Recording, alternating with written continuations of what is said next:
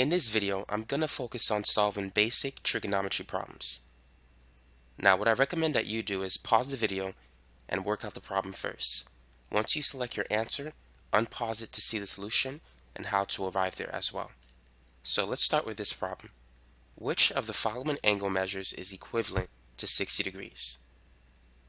So basically, what we need to do is convert degrees to radians. So how can we do that? The best way is to multiply by pi divided by 180. You want to set it up in such a way that the degree symbol cancels. And so this becomes 60 pi over 180. Now how do we simplify this? For one thing, we can cancel a 0. 60 over 180 is the same as 6 over 18. And 18 is 6 times 3. So now we could cancel a 6. And so 60 degrees is equivalent to pi over 3. And so that's a simple technique that you can use to convert degrees to radians. So therefore, B is the right answer. Number 2, which of the following represents an angle measure of negative 5 pi divided by 6? Is it A, B, C, or D? Well, first, let's go over the angles that you need to know. This is 0 degrees, 90, 180, 270. Now, you can deal with negative angles. So if you're going in, let's say, the counterclockwise direction, the angle measure is positive. Now, if you travel in the clockwise direction, the angle measure will be negative. So in this case, this is 0 degrees, negative 90, negative 180, negative 270 if you're traveling in that direction. So what we need to do is convert radians to degrees. Let's do that first. So we have negative 5 pi divided by 6. So we need to multiply it by 180 divided by pi. So you want to do it in such a way that pi cancels. So we're left with negative 5 times 180 divided by 6. Now we know that 18 is 3 times 6. So we could say that 180 is 6 times 30. And so we could cancel a 6. Negative 5 times 30 is negative 150. So that's the angle. So this is 0, negative 90, negative 180. So traveling in the clockwise direction, negative 150 should be somewhere in this region. Therefore, we can see that B is the right answer for this problem. Number 3, which of the following angles is coterminal to 5 pi over 8? Now, before we could find the answer, we need to know what a coterminal angle is. So let's take 30 degrees, for example. 30 degrees is located in quadrant 1. So this is quadrant 1, quadrant 2, quadrant 3, quadrant 4. A coterminal angle is one in which it's going to land in the same position as the 30-degree angle, that is in quadrant 1. And to find a coterminal angle, you can either add or subtract 360 to it. If you add 360, you're going to get 390. So 390 is coterminal to 30. So this is 90, 180, 270, 360, 390. So you land in the same position. Now, if we did 30 minus 360, this will give us negative 330, which is also coterminal to 30. So starting from here, this is going to be negative 90, negative 180, negative 270, negative 330. So these angles are coterminal because they have the same position in this graph. So now let's focus on the problem. Which of the following angles is coterminal to 5 pi over 8? So there's two ways in which we can get the answer. We can add 2 pi, or we could subtract by 2 pi. So let's start by adding 2 pi. Now keep in mind, the reason why we're using 2 pi is because we have the angle in radians. And it's important to understand that 2 pi is equal to 360 degrees. Pi is equal to 180 degrees. So let's turn this into a fraction. and we need to get common denominators. So we have an 8 on the left side. So we need to multiply the top and the bottom by 8.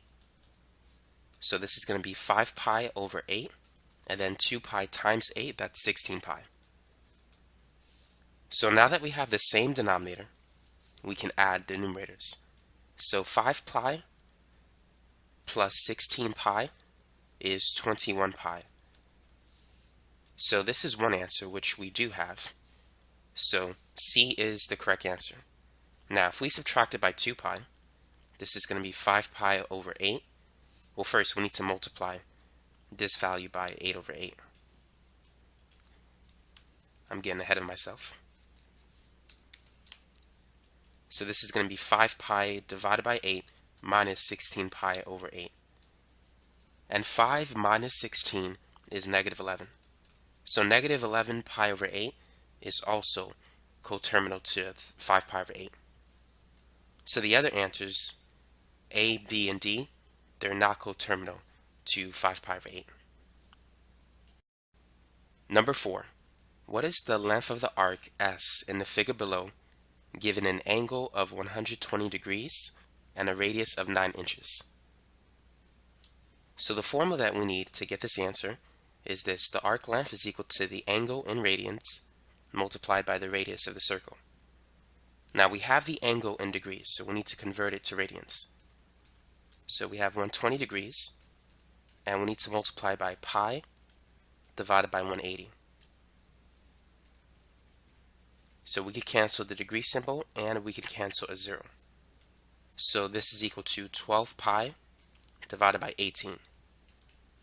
And 12 is 2 times 6. 18 is 3 times 6. And so we could cancel a 6. And so the angle in radians is 2 pi divided by 3. So the arc length is going to be 2 pi over 3 multiplied by a radius of 9 inches. Now 2 times 9 is 18. And 18 divided by 3 is 6. So the arc length is 6 pi.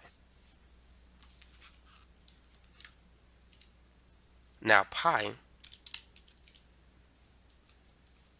is 3.14159. So if you multiply 6 by that number, this will give you 18.84954.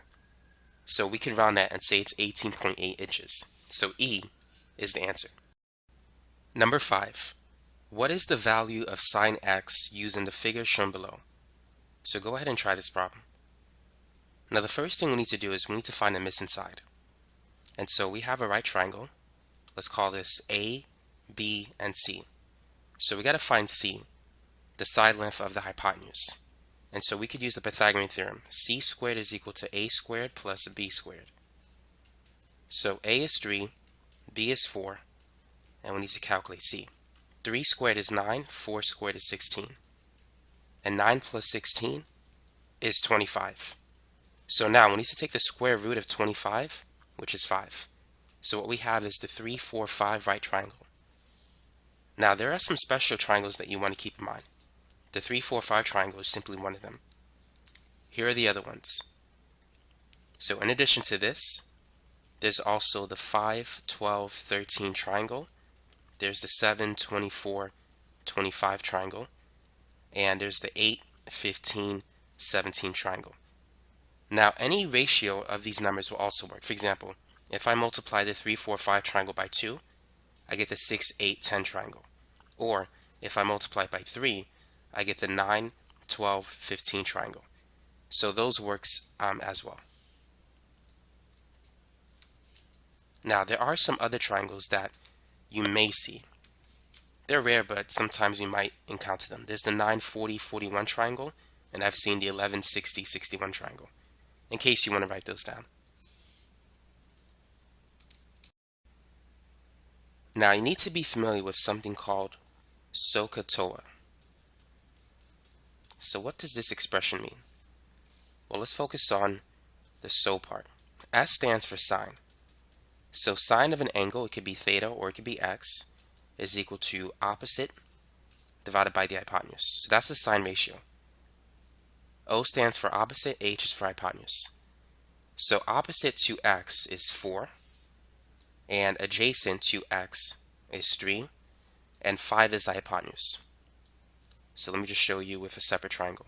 So let's say this is the angle theta, this is opposite to theta, this is adjacent to it, and this is the hypotenuse, which is always across the 90-degree angle.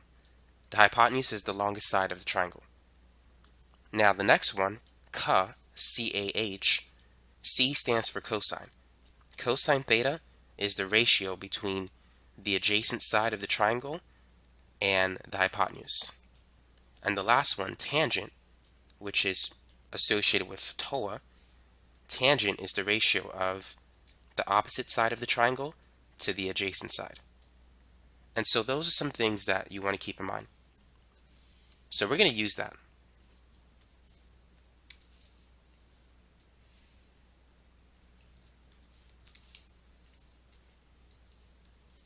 So in this example, we want to find the value of sine x. So sine x is going to equal the side opposite to it divided by the hypotenuse. So opposite to x is 4, and the value of the hypotenuse is 5. So sine x is equal to 4 over 5. So therefore B is the right answer in this problem. Number 6. What is the value of secant x in the figure shown below? So you need to be familiar with the reciprocal identities. For instance, cosecant is 1 over sine. Secant is 1 divided by cosine. And cotangent is 1 over tangent. And it's important to know that tangent is also equal to sine over cosine. So those are some formulas that you may want to add to your list.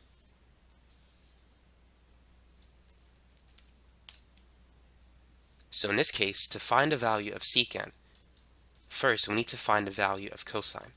So using Sohcahtoa, we know that cosine is equal to the adjacent side divided by the hypotenuse. So first we got to find the missing side. Now what type of triangle do we have? Is it a 3, 4, 5 triangle? Is it a 7, 24, 25 right triangle? Is it an 8, 15, 17 triangle? Is it a 9, 40, 41 or an 11, 60, 61 triangle? This triangle is the 5, 12, 13 triangle. And so that's the missing side. And if you ever forget, you can always use this formula. A squared plus B squared is equal to C squared. So A can be any one of these numbers. So let's say A is 5. And we wish to calculate the value of B. Now let's say C is 13. 5 squared is 25. 13 times 13 is 169. Now 169 minus 25 is 144. And the square root of 144 is 12. So you can always find the missing side using this formula if you ever forget the special right triangles.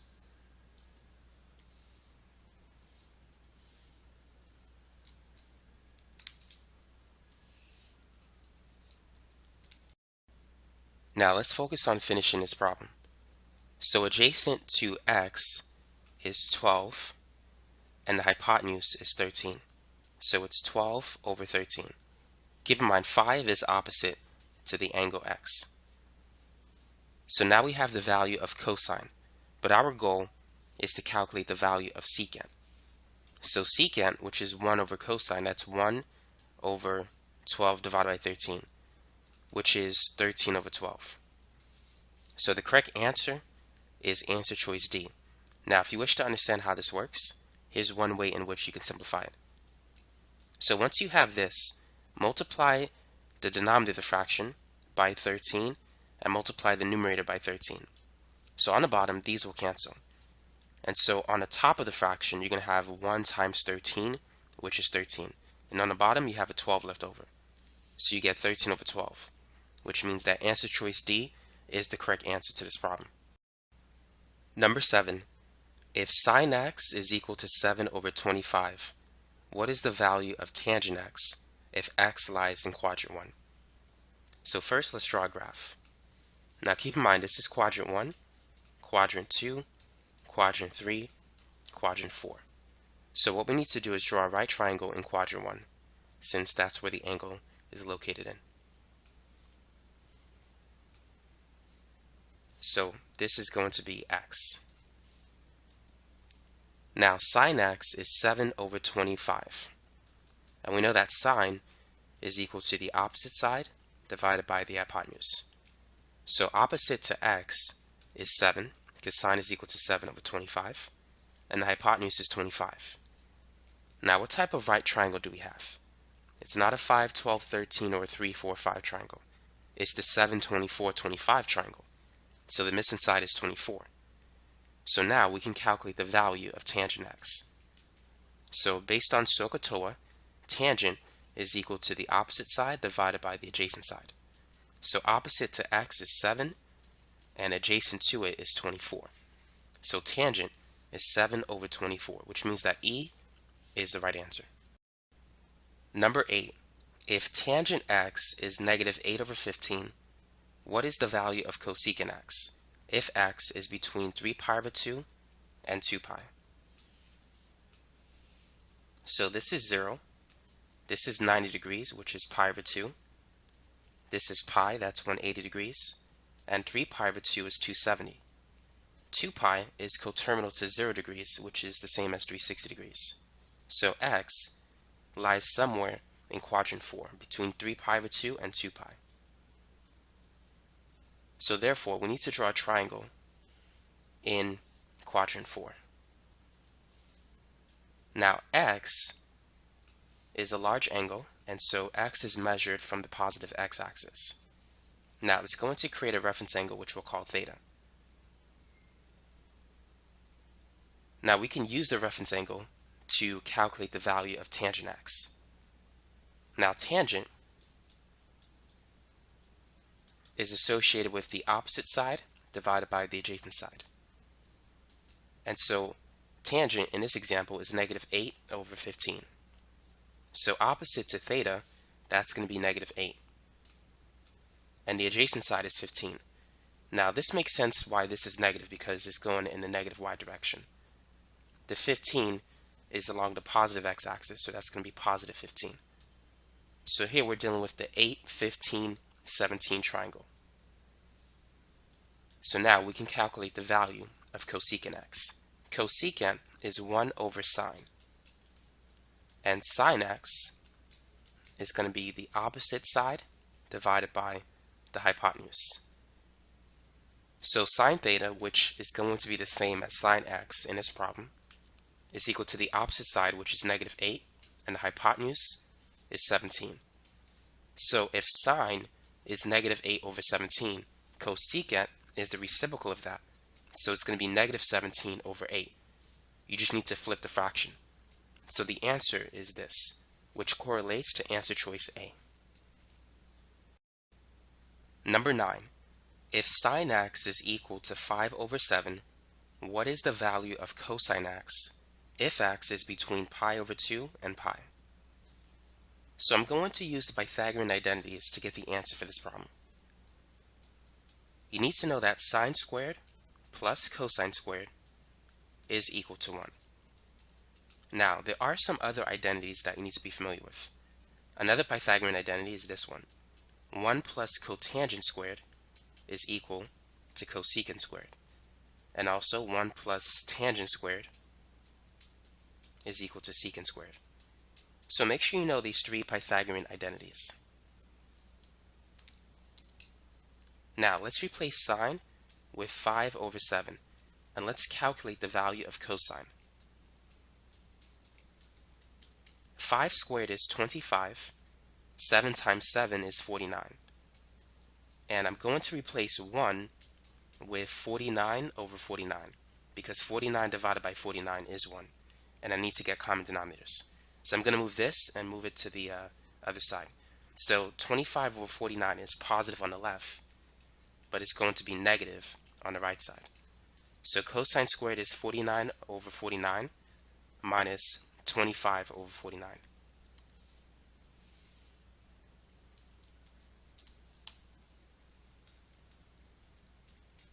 (49 minus 25 is 24).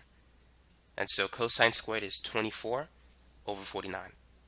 Now let's take the square root of both sides. The square root of cosine squared is cosine. The square root of 49 is 7. Now we need to simplify the square root of 24. 24 is 4 times 6, and the square root of 4 is 2.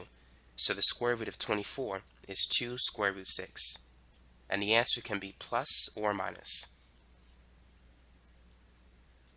Now looking at our answer choices, the only one that has 2 square root 6 over 7 is answer choice C. So that has to be the answer. Now what if both answers were present? So what if we had positive and negative 2 square root 6 over 7?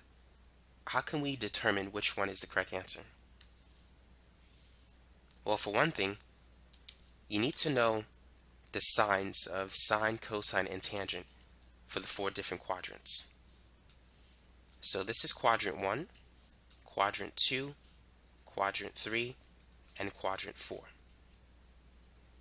Now for a unit circle where the radius is 1, sine theta is equal to the y value, cosine theta is equal to x, and tangent theta, which is sine divided by cosine, that's y divided by x.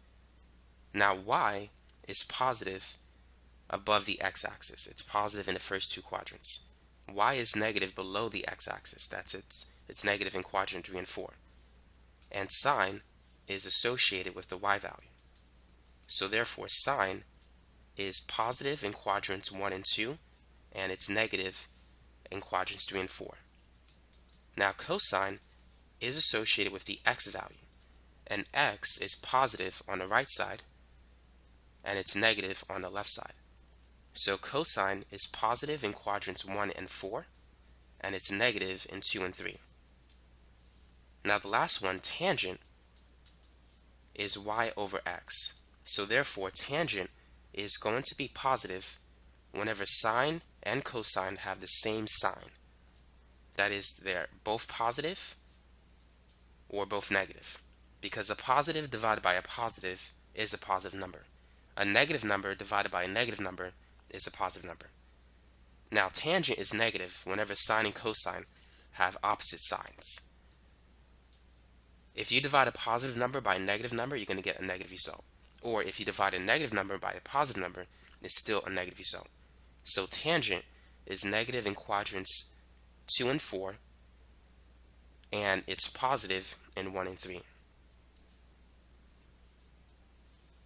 So now, x is between pi over 2 and pi. So we're dealing with quadrant 2. And cosine is negative in quadrant 2. So therefore, we know that the answer has to be C.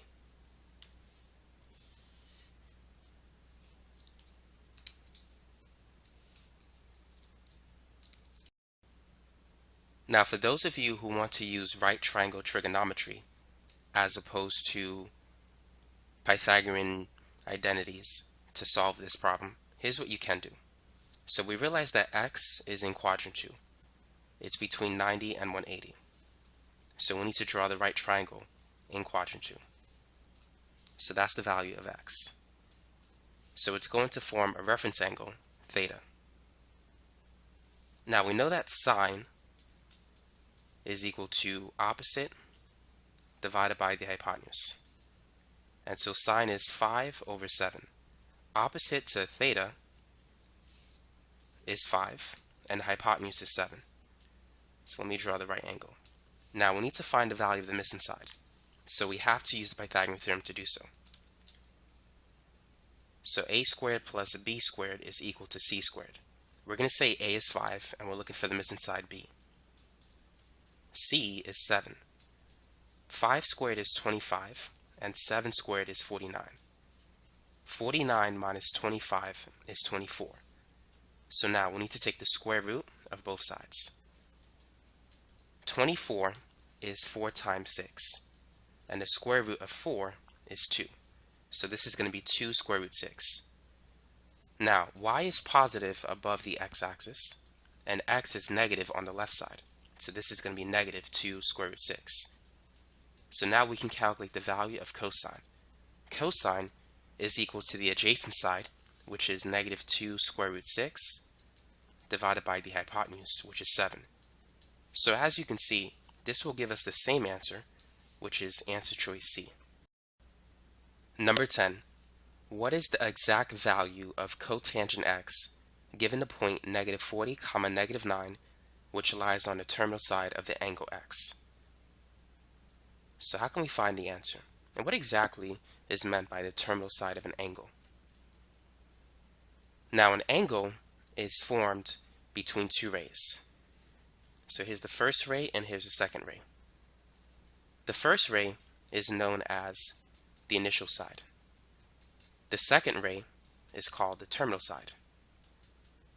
And it makes sense why it's called this way, because the angle is measured from the initial side and it ends at the terminal side. And it meets at a common endpoint known as the vertex. So now you know what the terminal side of an angle is. But how do we use this information to get the exact value of cotangent x? Well, first we need to plot this point.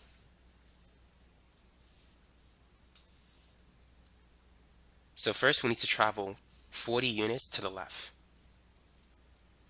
And then we need to go down by 9 units. So this is negative 40, this is negative 9. And the hypotenuse of this triangle is the terminal side of the angle. And along the x-axis, we have the initial side. So the angle x is measured from the initial side to the terminal side. So that's x, which I'm going to draw it like this. Now this is going to form a reference angle theta.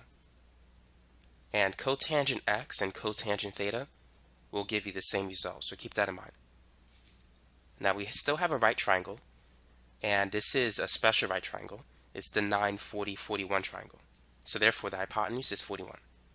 The hypotenuse is always positive for these types of problems. So now that we've completed the triangle, all we need to do is calculate the value of cotangent. But let's find the value of tangent first. Tangent x, which is the same as tangent theta in this problem, is equal to the opposite side divided by the adjacent side. So opposite to theta is negative 9, adjacent to it is negative 40. Negative 9 divided by negative 40 is positive 9 over 40. Now cotangent is simply the reciprocal of tangent. So if tangent is 9 over 40, cotangent is 40 over 9. So tangent and cotangent are positive in quadrant 3. So D is the right answer, 40 divided by 9. Now one thing I do want to mention, now we know that this is the terminal side. So I'm going to write T for terminal side. And when it says that the point lies on the terminal side, the point is actually right here. This is the point where x is negative 40 and y is negative 9. So thus, you can see why the point lies on the terminal side of angle x. So I just want you to understand the problem visually so you know what to do in order to get the answer. Number 11. Identify the quadrant in which sine z is less than 0 and cosine z is greater than 0. So the fact that sine z is less than 0 tells us that sine is negative and cosine is positive. Now sine is associated with the y value and cosine is associated with the x value. So in which quadrant is x positive and y is negative? So x is positive towards the right. Y is negative as you go down. So therefore, we're dealing with quadrant 4. That's the answer. So that's when x is positive and y is negative. Now perhaps you heard of the expression, all students take calculus. Do you know what that means? What do you think it means? So the first word all tells us that everything is positive in quadrant 1. And it goes in order. So all students, S for students, so in quadrant 2, sine is positive. Take, that means tangent is positive in quadrant 3. And then calculus, cosine is positive in quadrant 4. Everything else is negative. And so you can also use that expression to help you remember what's positive and what's negative, if you prefer to do it that way. Sine is negative in quadrants 3 and 4. Cosine is positive in quadrants 1 and 4. So the answer occurs in quadrant 4. That's when sine is negative, and that's when cosine is positive. So therefore, D is the right answer. Number 12. Which of the following expressions is equivalent to sine negative pi over 3? Now, in order to find the answer, you need to be familiar with the even and odd trigonometric functions. By the way, if you need to find more videos on trig, check out my playlist. It's my new trigonometry playlist. You could search it out on YouTube, or you could find it in this video. So if you click that button on the right, you should be able to access it. If not, you can check in the description section of this video to find it, or at one of the end screens at the end of this video. It should show up at the last 20 seconds of this video. So let's focus on this problem. Now you need to know that sine of negative x is equal to negative sine x. So sine is an odd function. Cosine negative x is equal to positive cosine x. So cosine is an even function. Cosecant, which is the reciprocal of sine, that's an odd function. So it's negative cosecant x. Secant, which is the reciprocal of cosine, is an even function. So secant negative x is the same as secant x.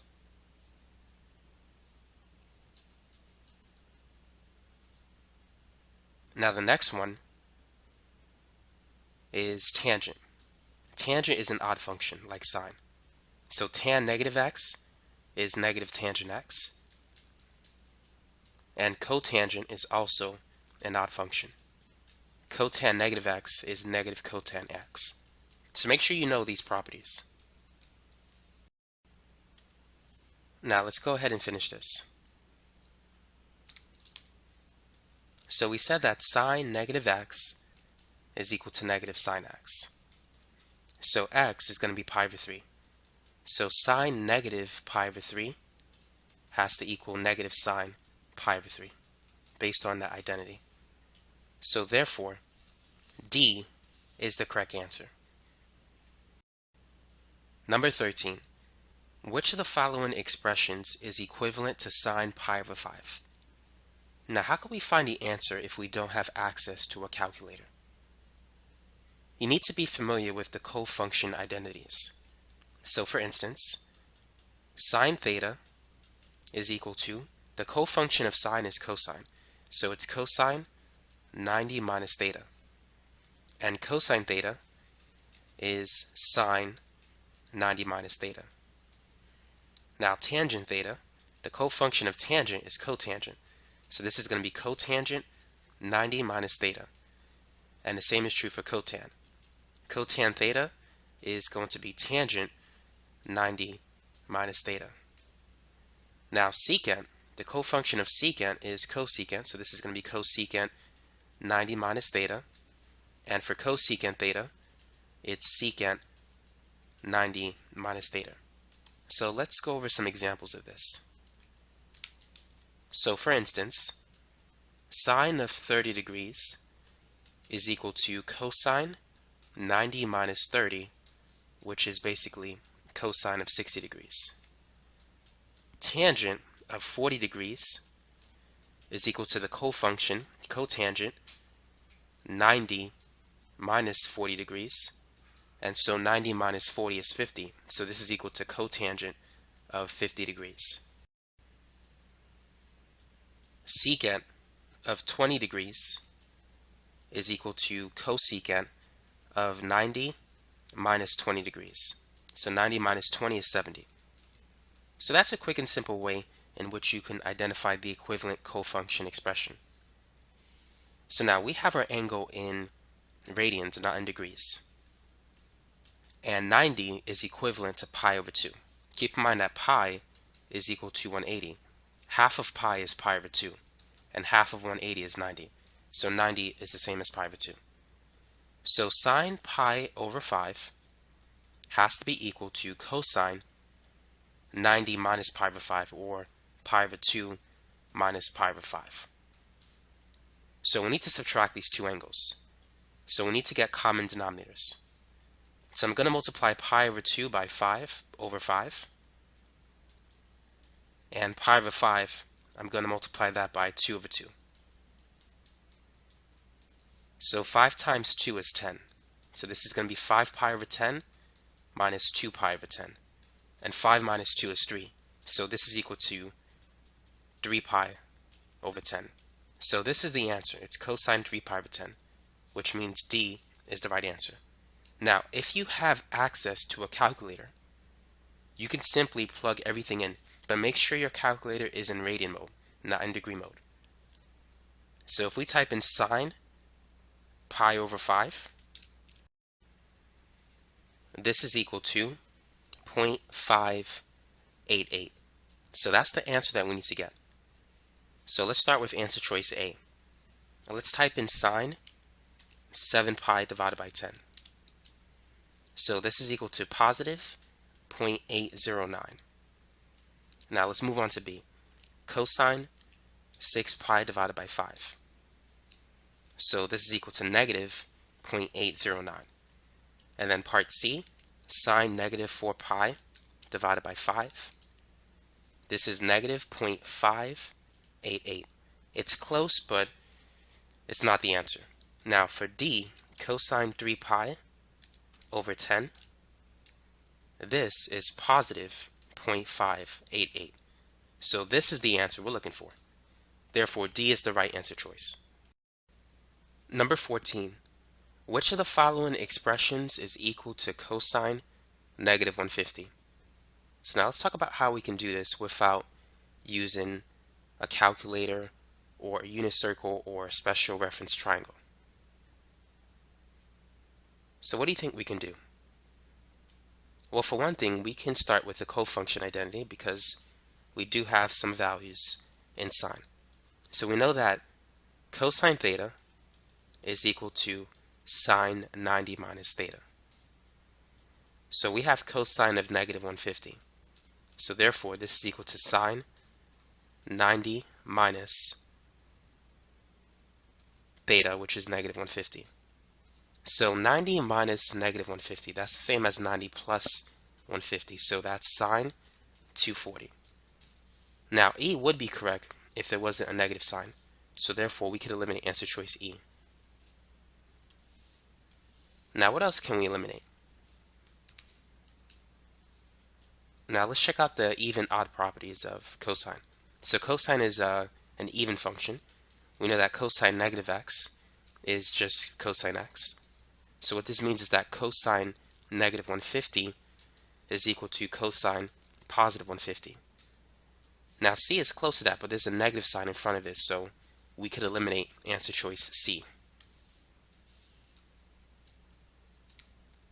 Now, what about the rest? A, B, and D. What can we do? The next thing we could do is look at the sign of cosine. Is it positive or is it negative, depending on certain quadrants? So, let's make two graphs. So if we have a positive angle, this is 0, 90, 180, and 270. And if we're dealing with negative angles, this is 0, negative 90, negative 180, negative 270. So negative 150 is located in quadrant 3. So that's for this angle. And cosine is negative in quadrant 3 because x is negative in quadrant 3. We're dealing with the left side. So we need a negative value for cosine. Now looking at answer choice B, 30 is over here. That's in quadrant 1. So cosine 30 is equal to a positive value, which means we can eliminate answer choice B. And then if we look at sine 60, 60 is also in quadrant 1, and both sine and cosine are positive in quadrant 1, so we can eliminate answer choice D. Now 210 is in quadrant 3, and so cosine is negative in quadrant 3, so A has to be the answer. Another way in which you can confirm that A is the answer is using the periodic properties of trigonometric functions. So for instance, sine of 60 is equal to the sine of a coterminant angle, such as 60 plus 360, which is 420. Or if you do 60 minus 360, which is negative 300. So these are periodic properties of the trig functions. So cosine of an angle is equal to cosine of that same angle plus or minus 2 pi, or 360 degrees. So we have cosine of negative 150. That's going to be equal to cosine negative 150 plus 360. And so negative 150 plus 360, that's 210. And so that shows that A is indeed the correct answer.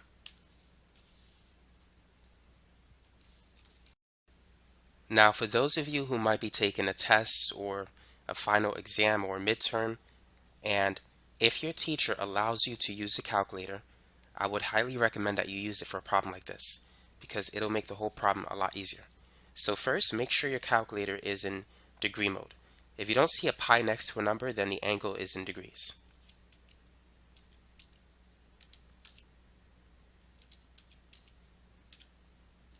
So let's plug in cosine negative 150. This is equal to negative square root 3 over 2. Now if we plug in cosine 210, we're going to get the same answer, negative square root 3 over 2. Now my calculator just gives it to me in that form. Your calculator might write it like this.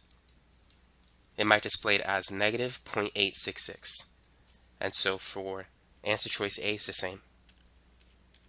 Cosine 30 is positive square root 3 over 2, but you might see it as positive 0.866.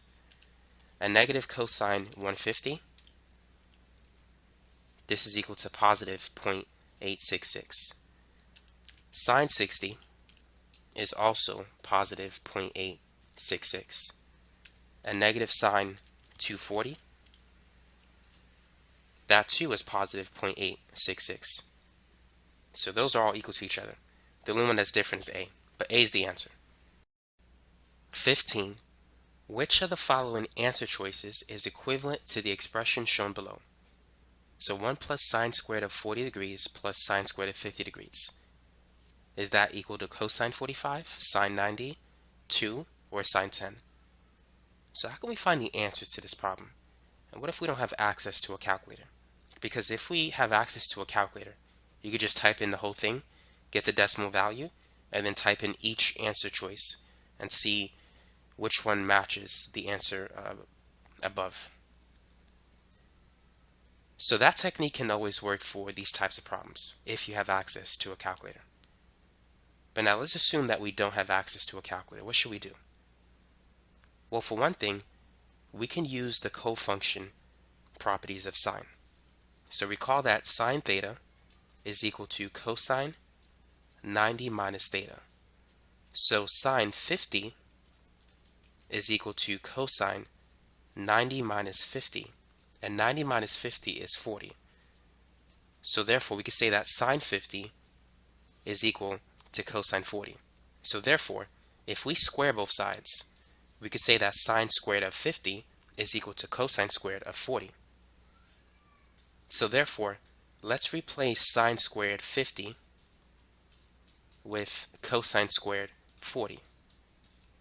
Now we can use another identity, and that is the Pythagorean identity for sine and cosine. Sine squared plus cosine squared is equal to 1 if the angle is the same, which in this case it is. So we can replace this part, sine squared plus cosine squared of 1. So the answer becomes 1 plus 1 which is equal to 2. So therefore, C is the right answer in this problem. Number 16, what is the exact value of cosine 60? Don't use a calculator. That's just going to be too easy. So there's two other ways to find the answer if you don't have access to a calculator. You can use the 30, 60, 90 reference triangle, or you could use a unit circle. But let's focus on the reference triangle first. So let's say this is 30 and this is 60. Across the 30, the side value is 1. Across the 60, the side length is equal to the square root of 3. Across the 90, the hypotenuse is 2. So if you memorize this triangle, it can help you to find the value of like sine 30 or cosine 60 and things like that. So recall that cosine theta is equal to the adjacent side divided by the hypotenuse based on Sohcahtoa. So we want to evaluate cosine of 60. So we need to focus on the 60-degree angle. Now, 2 is clearly the hypotenuse. That's always going to be the case. Opposite to 60 is the square root of 3. So 1 must be the adjacent side. So it's adjacent over hypotenuse. That means it's 1 divided by 2. And so that's how you can find the exact value of cosine 60, which means that answer choice B is the correct answer. Now, let's say if you have access to the unit circle, or if you want to commit the unit circle to memory. By the way, if you need a copy of the unit circle, go to Google Images and type in unit circle, and you should see a bunch of it pop up.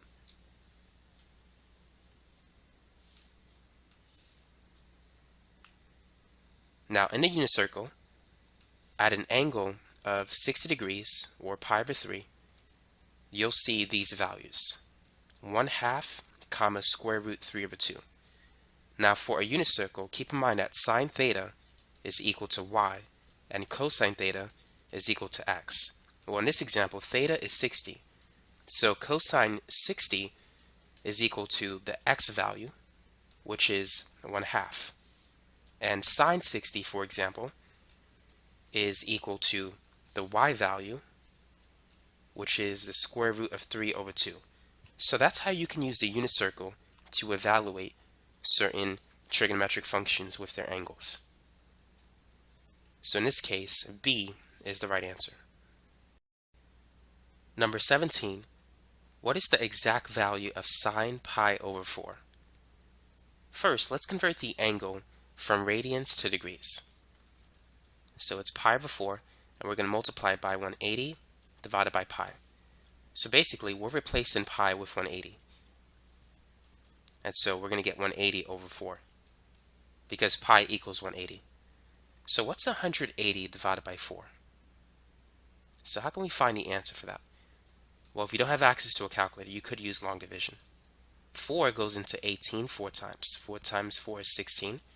And 18 minus 16 is 2. And then bring down to 0.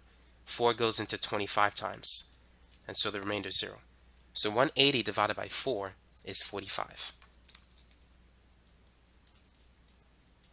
So we need to find the value of sine 45 degrees. So we need to use the 45, 45, 90 reference triangle. So this is another one that you want to commit to memory. Across the 45-degree angles, it's 1. The hypotenuse is the square root of 2. Because the angles are the same, the side lengths have to be the same.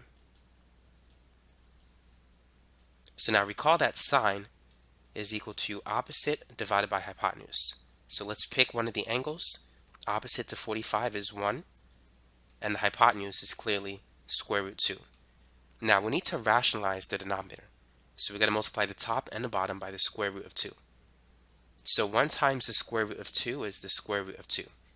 The square root of 2 times the square root of 2, we know that 2 times 2 is 4. So that becomes the square root of 4, which is equal to 2. So sine 45 is equal to the square root of 2 divided by 2, which means C is the correct answer. 18. What is the exact value of tangent 30? So go ahead and try that problem. So let's use the 30, 60, 90 triangle. So across the 30 is 1, across the 60 is the square root of 3, across the 90 is 2. So recall that tangent of theta is equal to the opposite side divided by the adjacent side. And so we're focusing on the 30-degree angle. Opposite to 30 is 1. And adjacent to 30 is the square root of 3. So we need to rationalize it. So this becomes the square root of 3, and then the square root of 3 times itself is the square root of 9, which is 3. So tangent 30 is root 3 divided by 3. So B is the right answer. Now, if you wish to use a unit circle to get the answer, here's what you can do. So first, you need to locate the 30-degree angle on a unit circle. So at 30 degrees, you'll see that x is the square root of 3 over 2, and y is 1/2. Now, recall that tangent is sine divided by cosine. It's y divided by x. So sine 30 is 1/2. Cosine 30 is the square root of 3 over 2. Now, if we multiply the top and the bottom by 2, we can get rid of some fractions. So on top, this is going to be equal to 1. On the bottom, the 2's will cancel, and we're going to get the square root of 3. And then we could rationalize it, giving us the same answer, square root 3 divided by 3. So B is the right answer. Keep in mind that cosine is associated with the x value, and sine is associated with the y value.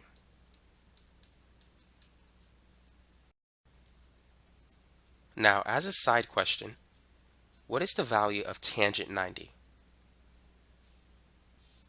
If you use a unit circle, you need to know that at 90 degrees, x is 0, y is 1. And so tangent 90 is going to be y divided by x. The y value is 1, x is 0. So what's 1 divided by 0? Anytime you get a 0 in the denominator, that means that it's undefined. So if you were to type in tangent of 90 in your calculator, make sure it's in degree mode, it's going to give you an error. And so when you see that, it means that the answer is undefined. It means that you have a 0 in the denominator of a fraction. So just watch out for that. Number 19. What is the reference angle of 290 degrees? Well, first, you need to realize that the reference angle is an acute angle between 0 and 90. So the first thing you need to do is you need to determine what quadrant the angle is in. So let's say if we have an angle in quadrant 1, let's say the angle is 60. The reference angle is the angle between the x-axis and the terminal side of the original angle. So in quadrant 1, the reference angle is equal to or the same as the angle in quadrant 1. So in this example, it is 60 degrees. Now, what if we have an angle that's in quadrant 2? Let's say it's 150 degrees. What's the reference angle? So the reference angle is between the x-axis and the terminal side of the original angle. So it's going to be the angle inside here. So going from the positive x-axis to the negative x-axis, that's 180 less 150. So the angle on the inside must be 30. Therefore, to calculate the reference angle for an angle in quadrant 2, it's going to be 180 minus the angle in quadrant 2. So in this example, it was 180 minus 150, which is 30. Now, what if the angle is in quadrant 3? What's the formula? So let's say if the angle is 240 degrees. How can we calculate the reference angle? So the reference angle is between the x-axis and the terminal side. So that's this angle here. And we know this is 180, this is 240. So the difference between those two values is the reference angle, which is 60. So for an angle in quadrant 3, the reference angle is going to be the angle in quadrant 3 minus 180. So it was 240 minus 180, and that gave us 60. Now let's consider an example in quadrant 4. So let's use 330 as an example. So we need to find the angle between the x-axis and the terminal side. So that's this angle here. Now a full rotation around a circle is 360. So less 330. Therefore this angle has to be 30 degrees. So to calculate the reference angle for an angle in quadrant 4, it's always going to be 360 minus the angle in quadrant 4. So those are some formulas that you want to keep in mind if you wish to calculate the reference angle. Now in our example, the angle is 290. So the first thing we need to do is identify what quadrant 290 is located in. So this is 0, 90 degrees, 180, 270, and 0 is the same as 360. Those two angles are coterminal to each other. So 290 is located in quadrant 4. So therefore we need to use this equation. So the reference angle is simply going to be 360 minus the angle in quadrant 4, which is 290. 360 minus 290 is 70. So that's the reference angle between the x-axis and the terminal side. It's 70 degrees, which means E is the answer. So now you know how to find a reference angle of any angle. Number 20, what is the exact value of cosine 210? And do not use a calculator. So we know this is 0, 90, 180, this is 270. So 210 is located in quadrant 3. So this is an angle of 210. Now what we need to do is calculate the reference angle. So for an angle in quadrant 3, the reference angle is the angle in quadrant 3 minus 180. So that's going to be 210 minus 180, and so the reference angle is 30 degrees. So let's turn this into a triangle. Now recall the 30, 60, 90 triangle. This is 30, this is 60. Across the 30 is 1, across the 60 is root 3, across the 90 is 2. So now in quadrant 3, across the 30 is also 1, but since we're going along the negative y-axis, this is going to be negative 1.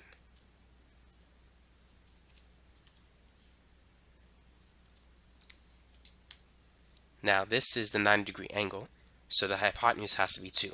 So over here is the 60 degree angle, so across the 60 is the square root of 3.